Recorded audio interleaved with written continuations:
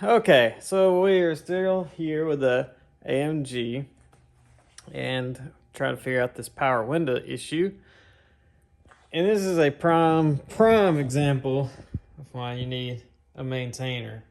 This car here, with just the key on, is pulling 30 amps. That will kill a battery pretty fast. And this thing actually has two batteries, one in the trunk and then one up front. And if I understand right, this one in the front is only really to start the car. The one in the trunk back there is the kind of the main one, I think. There is a little jump post here that connects to the one in the back. But if the one in the back is dead, this battery will still be live, because when I got the car, the battery in the trunk was bad. But what we are dealing with now is power windows, and all data is not much help. Okay, so on the all data here, under vehicle windows, diagrams, there is only OEs. There is no aftermarket redrawns. This is not even a wiring diagram. This is a function schematic.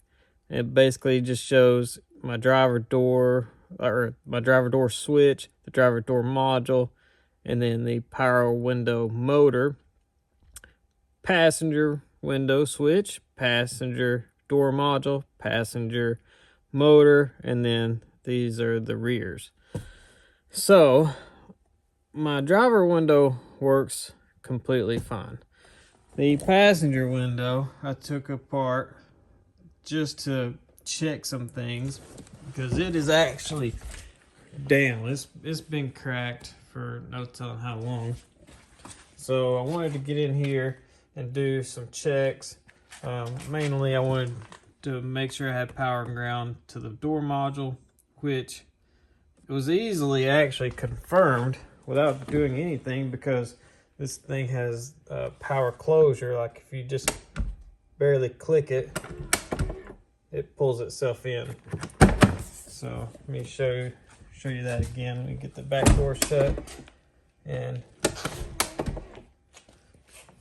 you can see that or not. It automatically closes itself. The rear doors do that also. So if you just barely, it pulls itself in. So that actually confirms power and grounds to the doors.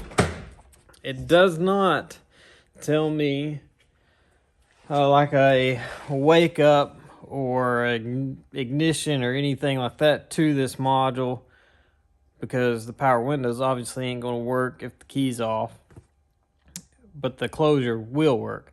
So I don't know the power, or I do know power ground. I don't know ignition feed, but I don't really care, because live data kind of helps a little bit. But I did want to reach out to All Data to see if they could get me the wiring diagram. And they got me a wiring diagram, but the wrong one. So if you don't know, you can send in All Data feedback request or a library request. And this is the wiring diagram they sent to me. And of course, it's the OEM Mercedes one, but it's the wrong one. And I know it's the wrong one because if I scroll down here to where it's got everything, as you can see, it says left front door hydraulic power window. So there was two versions of this car, one with electric windows and one with hydraulic. This is the hydraulic one, and I have not sent in a request to get the power one. I don't really care. I don't think they're going to get me the right thing. So I wanted to do just some quick data checks. So let me show you that. This is live data for this door. If I go into power window here, it gives me three options: power window, the window switch, and the thermal fuse. So if I go into just power window, I can see it's not normalized, which is fine. Anytime you unhook the battery, they have to be normalized. So I've got a Hall effect sensors, 2 of them, and then cutoff awning to detect blockage. I think that's like a overcurrent kind of thing. And then my relays telling me if I'm going open or closed, and then the position. So this kind of stood out to me at first. 11 volts seems a little strange. So I wanted to kind of compare everything to my known good driver door. So let's get out of here. And I've got some code set in this thing, which you're fixing to see when I back out of here. Probably like 5 now, because I was messing with this. Yeah, and part of it is just because I don't have the switch stuff plugged up. But as you can see, we was in the right front. Let's find the left front right here, and let's walk around here so we can operate the window. Okay. Still trying to connect. Alright, so go in here to live data. Window. So this one's only got 10.5. So I guess that's fine.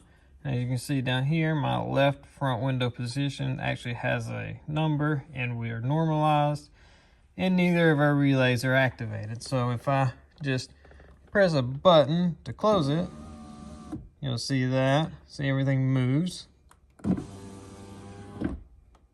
There you go. So we'll roll it all the way up. As you've seen that trip to yes as it reached all the way up. So just roll that back down, auto down, works perfect. So we can kind of see how this works, and everything is good. Let's go back out to our problem child. Actually, 3 of them. 3 of them do not work. The right front, right rear, and left rear. And this would have 0 codes in it actually if everything was plugged up and I cleared them. It doesn't set codes. Okay, so I've got the door panel kind of sit back up here. Everything is plugged in.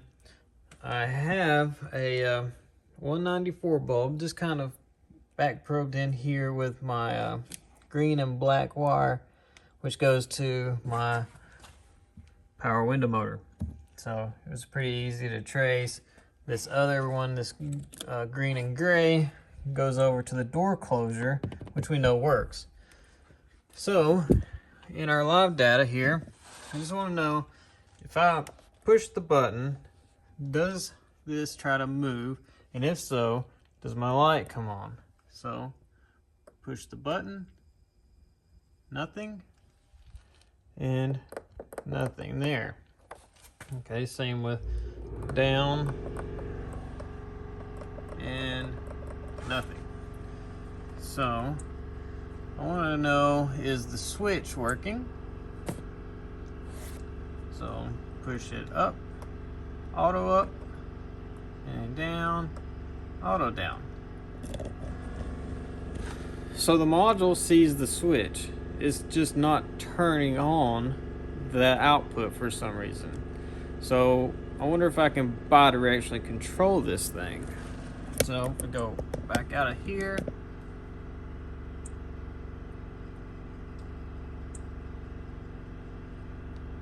go over to active test.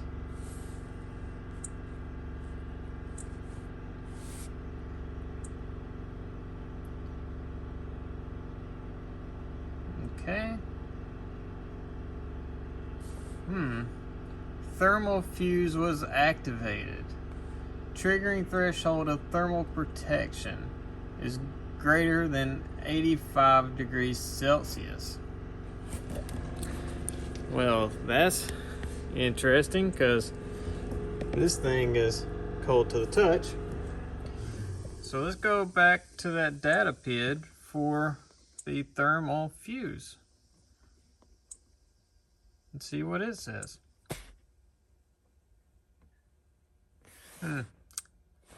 That's interesting. So how is this, like, how is it getting that temperature? And now it's saying that no, it's not triggered. Huh. I just pushed the button and it went up. Interesting.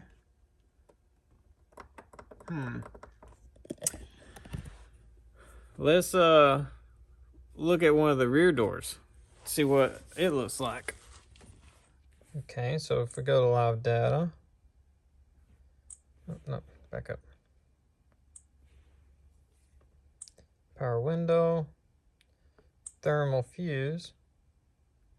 So this one says we're at 68 degrees. Okay. So if we take and push the button, actuated, but not moving. Okay. Closing, actuated, but not moving. And as you can see, our Hall effects don't do anything either. So let's go back over to this thermal fuse. Well, that's strange. That went up and the window has not moved. Huh, I'm just pushing and holding the button and that temperature is going up drastically fast. And then thermal fuse was activated. So the thermal fuse is activating for no reason, and our temperature is dropping back down. So let's go back to this door since we have this apart and see if we can get it working, like if it's cooled down.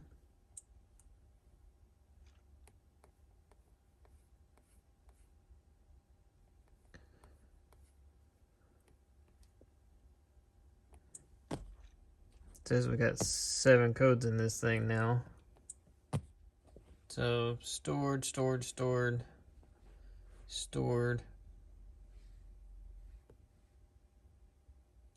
Mirror heater has an open circuit. Yeah, let's erase these. Okay, so the only thing that really come back immediately is warning lamp and exit lamp, but I don't understand, they're on. So, but whatever. Let's go back over to our live data. Power window, thermal fuse. So we're still pretty high. So I don't know where it's getting this from. I don't have a wiring diagram, and I know in here there's 2 Hall effect sensors, so there's 4 wires here. So I've got to have all 4 of those wires for the Hall effects to work. I've got a power wire, a ground wire, and then the 2 Hall effects. So all of those are Hall effects. This is just power and ground to this. So it has to be interpreting the temperature in the module. Where else would it be getting that? So we're down to 168 again. And if I push the button, it goes right back up. So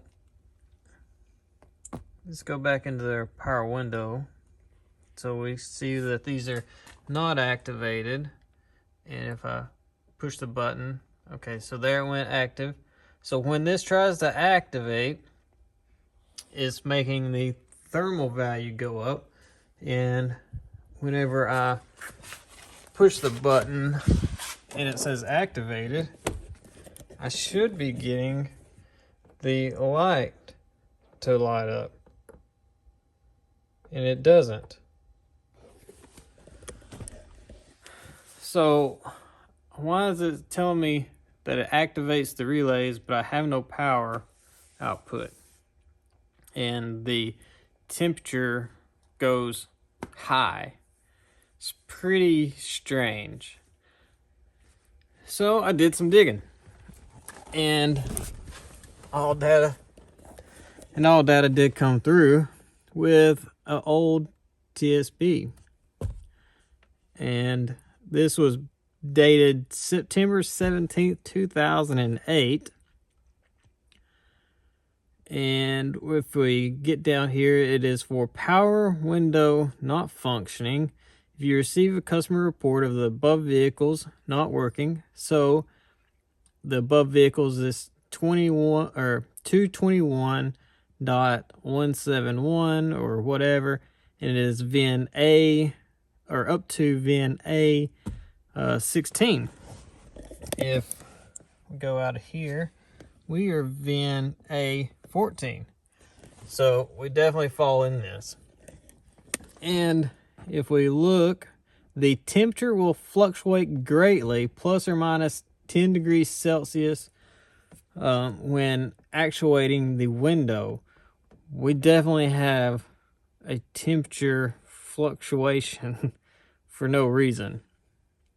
And then, of course, the thermal fuse comes in. And this is just telling us to look at this data PID in the thermal fuse monitor.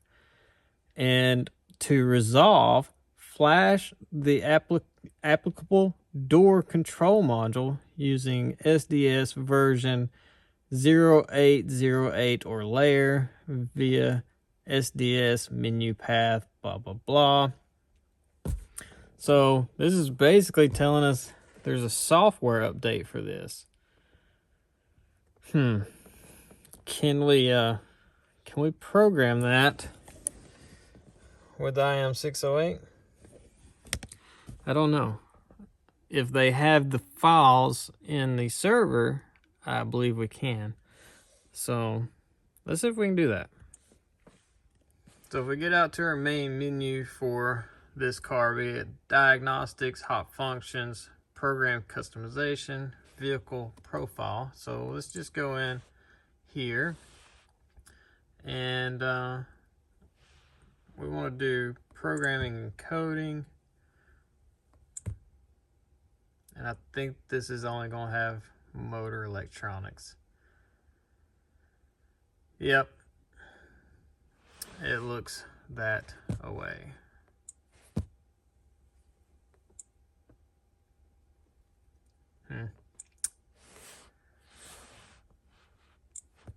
Not really helpful. Let's see. Seats and doors. See if I can find it in a different place. Left, right, front, right.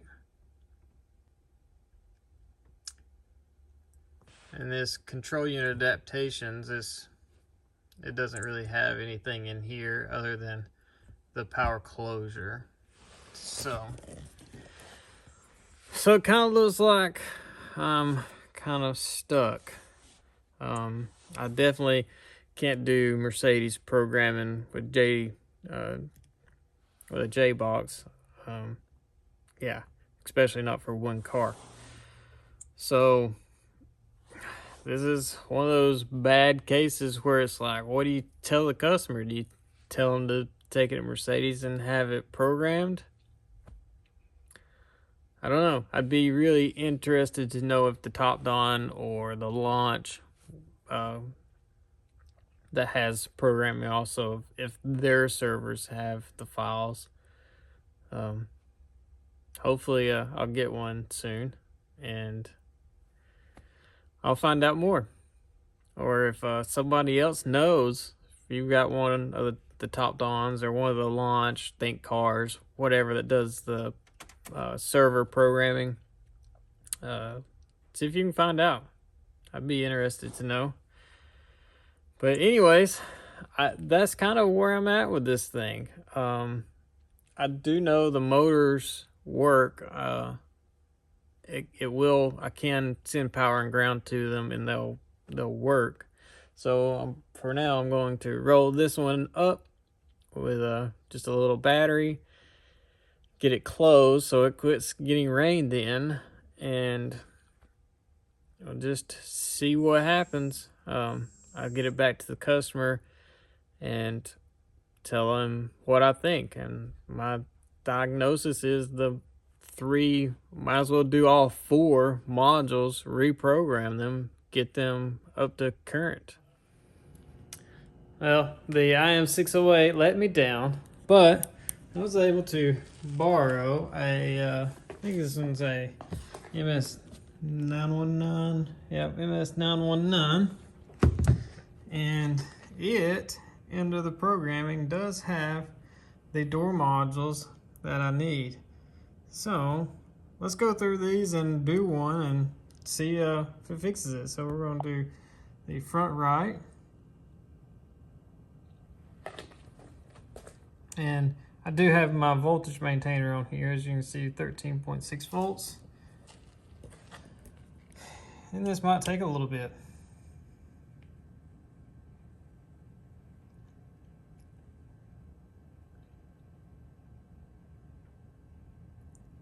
Let's see.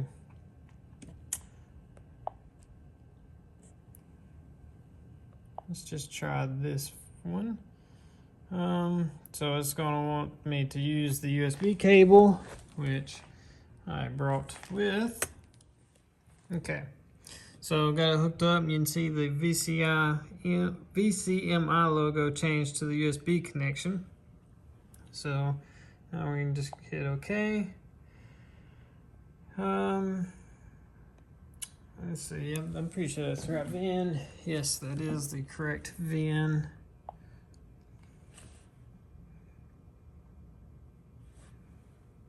And hopefully this has the update file.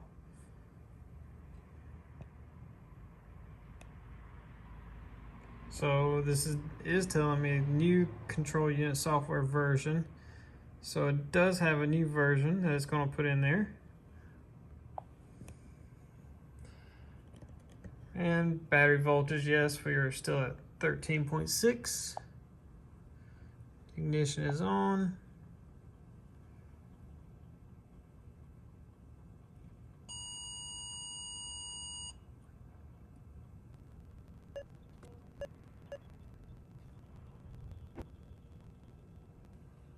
Okay, so it took probably like 2 minutes, maybe a little longer. So now we're just gonna follow the steps. I'm gonna reach in here and turn the key off. Okay. Turn key on. And one more time, because you gotta make sure you get the check engine light on. If you don't have a check engine light on, you're not on. So the current and stored DTCs have been rectified and trouble codes have been cleared. Codings of the control module have been cleared. Check the coding, rectify as necessary. Okay, so it's basically going through and like relearning some of the initialization stuff. So it's not, so close the right front door, operate the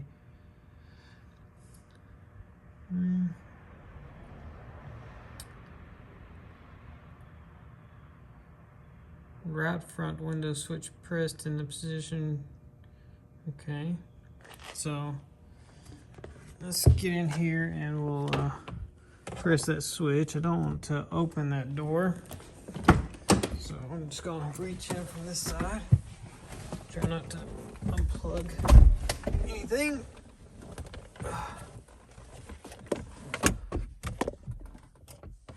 Okay, so let's see. Would you look at that? Doesn't roll all the way down. I don't know if that's normal or not, but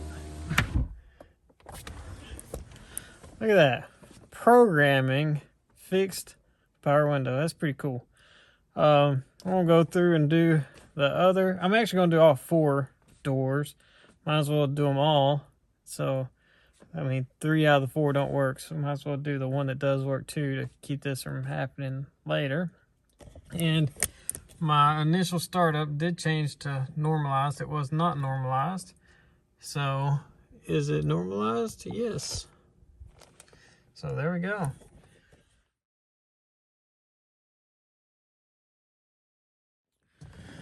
Okay, did one thing wrong on that passenger door.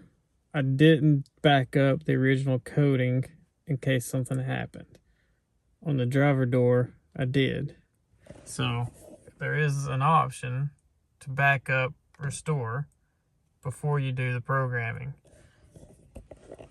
The rear doors, however, do not have that option, and the file was not right for the back doors. So the back doors actually don't work still. And now the power close doesn't even work.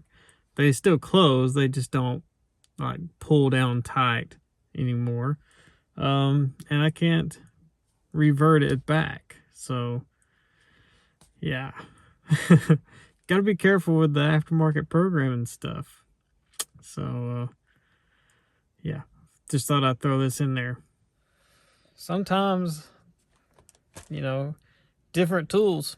Even though my M608 is an Autel, it didn't have the files.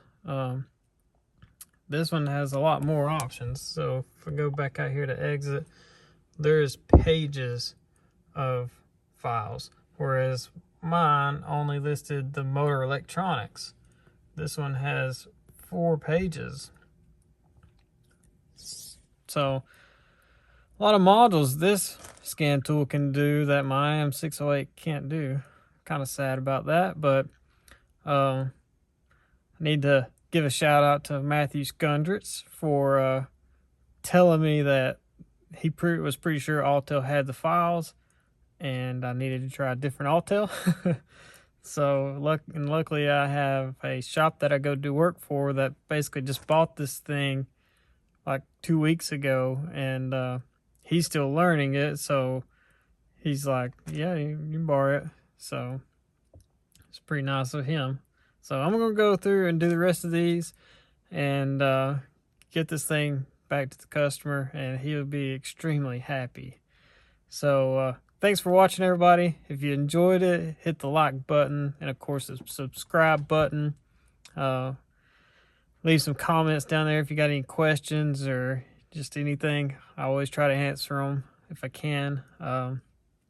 And thanks for watching.